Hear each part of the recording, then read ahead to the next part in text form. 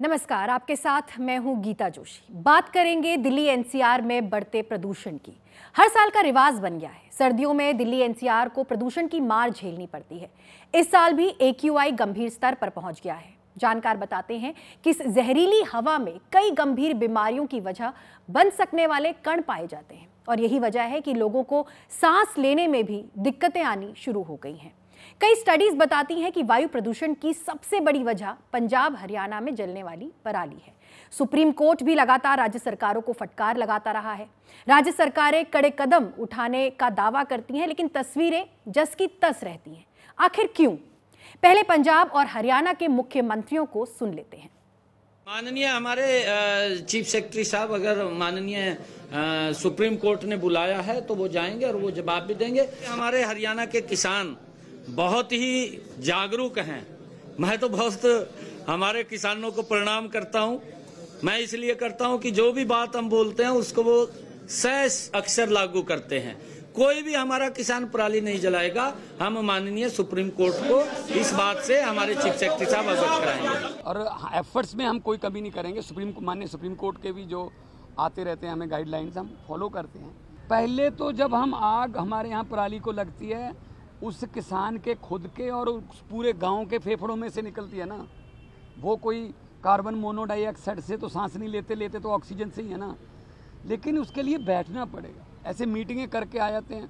हम मेरी मीटिंगें हुई हैं बहुत सेंटर के साथ। जी प्रेरित करो, ने कहा जी कंपनसेशन दे दो, कुछ इंडिया गवर्नमेंट दे दे, कुछ पंजाब गवर्नमेंट दे देगी। उनको बोलेंगे कि ये आपका कंपनसेशन है, आग नहीं लगानी है। तो पंजाब हरियाणा भले ही अपनी तरफ से आश्वस्त करते हैं कि वो ठोस कदम उठा रहे हैं, लेकिन फिर भी दिल्ली एनसीआर की हवा इतनी जहरीली कैसे हो जाती है? दरअसल नासा ने बीते कुछ बरसों में अक्टूबर के महीने में पराली जलाने की तस्वीरें जारी की है। इनमें साफ नजर आता है कि पहले के मुकाबले इस साल पंजाब और हरियाणा में पराली जलाने की घटनाएं कम हुई है और हम आपको ये ग्राफिक्स के जरिए दिखाने की कोशिश करते हैं। ये आप देख सकते हैं, हरियाणा के आंकड़े हैं बीते 4 सालों के, 2021, 22, 23 और 24। 21 की बात करें तो 21 में 1383 मामले थे और अगर हम बात करें साल 2022 की तो ये मामले घटकर 352 हो गए। लेकिन 2023 में थोड़े मामले बढ़े और 565 तक पहुंच गए। बात करें साल 2024 की तो ये मामले फिर थोड़े घटे और 428 तक पहुंच गए। तो ये 17 अक्टूबर की जो ये आंकड़े हैं वो 17 अक्टूबर के हैं। हालांकि कमी आई है, लेकिन अभी भी हालात जस के तस हैं। हरियाणा की बात करेंगे। हरियाणा के बाद अब बात पंजाब की। पंजाब में बीते 4 सालों के आंकड़े नहीं, हम आपको बीते 4 सालों के अगर आंकड़े दिखाएं 2021, 22, 23 और 24 के, तो 2021 में पंजाब में 2181 मामले पराली जलाने के सामने आए थे। वहीं साल 2022 में ये घटकर 1605 मामले हुए। फिर 2023 में ये मामले और गिरे और 1100 में पहुंच गए। अब 2024 में अगर 17 अक्टूबर की बात करें, 1 अक्टूबर से लेकर 17 अक्टूबर की, तो ये मामले 638 जो हैं वो सामने आए हैं। ये जो आंकड़े हैं ये हमें प्रोफेसर हिरेन जेठवा की ओर से मिले हैं, जो कि नासा में काम करते हैं। अब सैटेलाइट इमेजेस हम आपको कुछ दिखाने की कोशिश करते हैं। तो ये सैटेलाइट इमेजेस हैं जिसमें आप देख सकते हैं 2 अक्टूबर की तस्वीर, बीते साल और इस साल।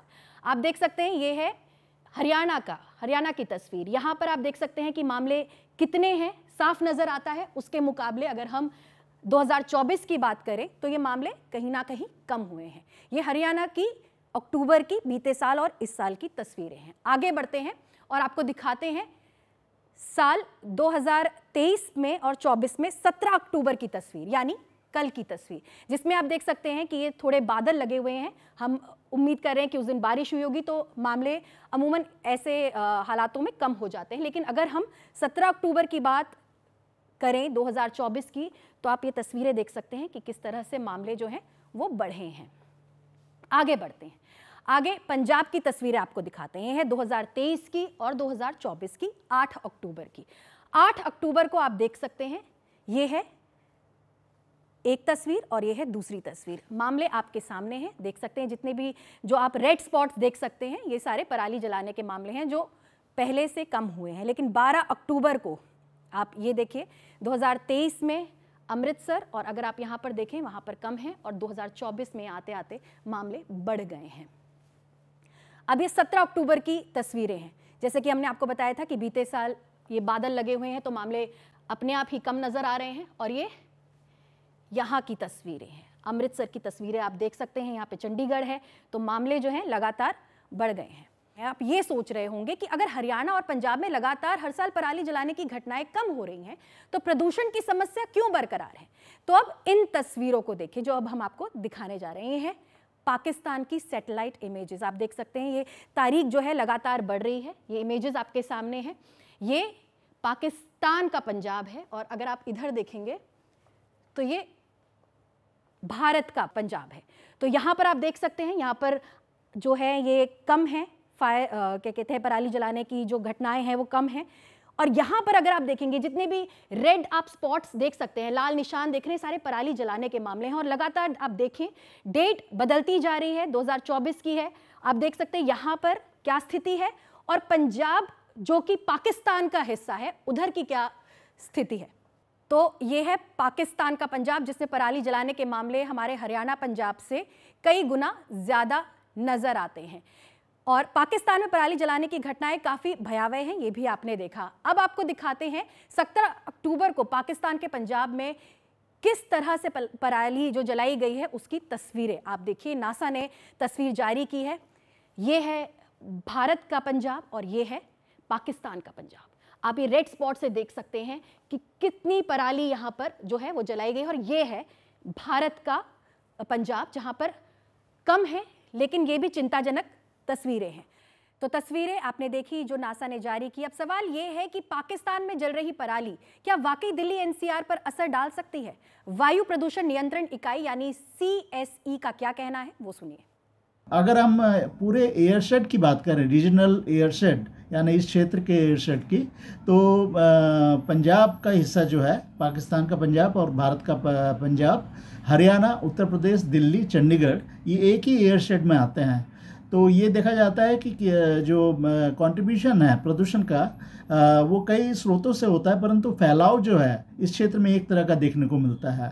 उसी की तरह से कई क्षेत्रीय जो वायु के क्षेत्र हैं, एयरशेड्स हैं, ईस्टर्न इंडिया में है, सेंट्रल इंडिया में है, वेस्ट में है, तो इन क्षेत्रों में हवा की स्थिति और प्रदूषण एक जैसा बिहेव करती है। इसलिए एयरशेड बेस्ड प्लानिंग काफ़ी ज़रूरी हो जाता है। वही डॉक्टर्स भी इस बात की तस्दीक करते हैं कि इस मौसम में सांस से जुड़ी परेशानियों के मरीजों की संख्या बढ़ जाती है। हर साल हम देखते हैं 30 से 40% तक बढ़ जाती है। इन मरीजों में पॉल्यूशन की वजह से और सर्दी की वजह से बहुत ज़्यादा खांसी होती है जो कि ठीक नहीं हो रही होती है।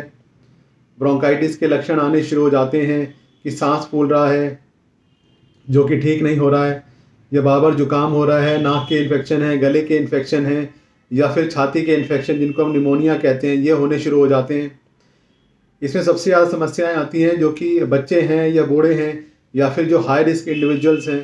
इसके अलावा जो हम देखते हैं कि जो एक्यूट इफेक्ट के अलावा कुछ लॉन्ग टर्म इफेक्ट भी हम देखने को मिलते हैं, जैसे हार्ट अटैक होना या स्ट्रोक होना या फिर दिमागी बीमारियां होना, या फिर जैसे जो प्रेग्नेंट फीमेल्स हैं उनके बच्चे पैदा होते हैं वो लो बर्थ वेट होते हैं, प्री टर्म होते हैं।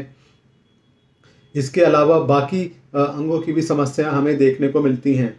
कंस्ट्रक्शन, गाड़ियां, कारखाने, प्रदूषण की वजह तो कई हो सकती हैं। लोग साल के बाकी महीनों में भी परेशान रहते हैं, लेकिन इस मौसम में ये संकट ज्यादा ही बढ़ जाता है और पराली जलाने की वजह बाकी सारी वजहों पर भारी पड़ जाती है।